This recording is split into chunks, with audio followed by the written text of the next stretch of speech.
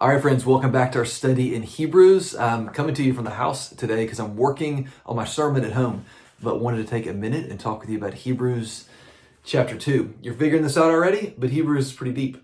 The author even talks about this later on in chapter 5. You'll see it.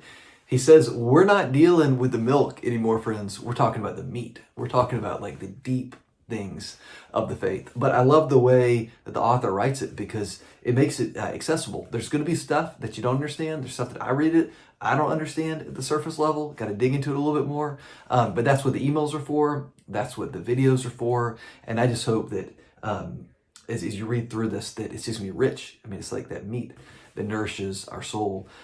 First half of chapter 2, email will help you with. I want to talk about the back half of chapter 2, really from verse 14 on. People ask a lot, why did Jesus come? The author of Hebrews addresses that. Look at verse 14.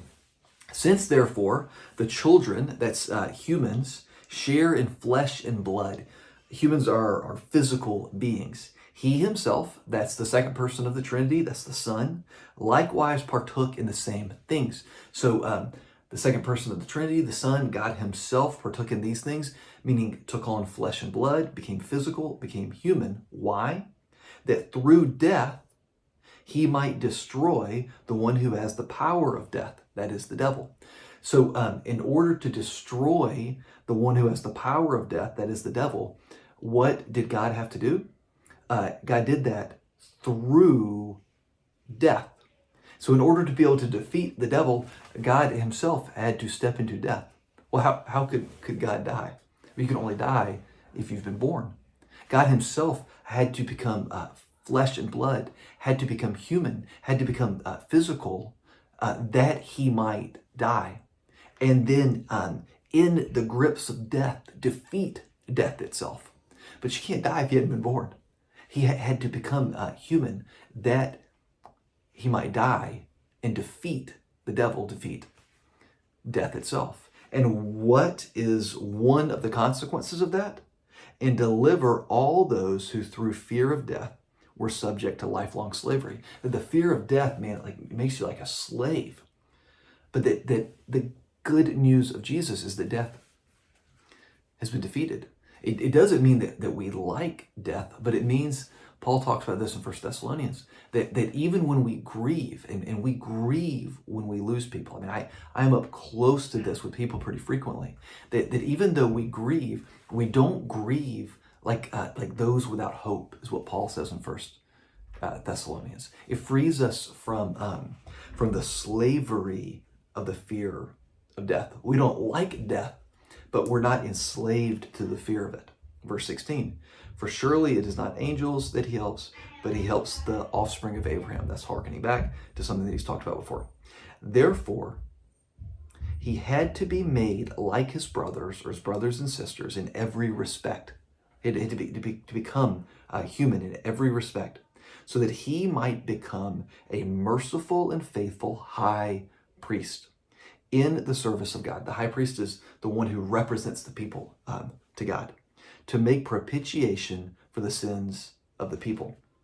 For, because he himself has suffered when tempted, he is able to help those who are being tempted. So what's another reason that God had to become human? We talked about the defeating of death, become human, that he might be that merciful and faithful high priest. That high priest in the Old Testament is that human, imperfect human, who represents the people to God and offers sacrifices for the forgiveness of their sins.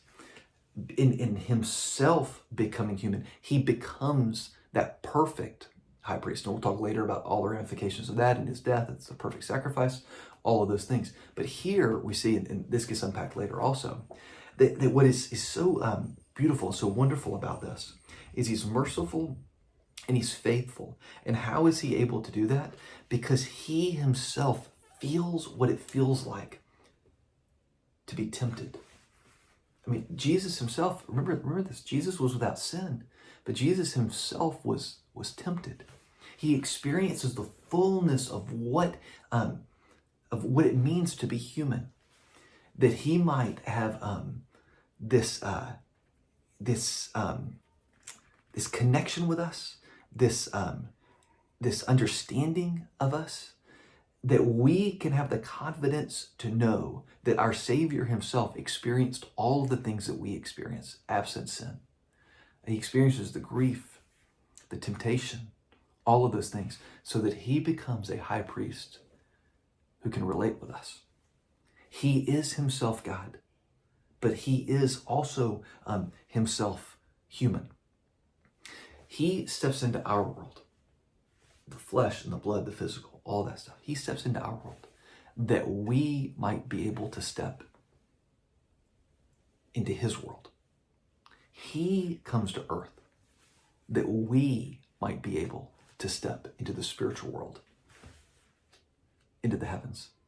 Hope this helps you understand a little bit what's going on here. Again, so much more can be said now. So much more will be said in the email. So much more will be said in future videos. Keep with your reading. It's the meat. You don't go through the meat quick.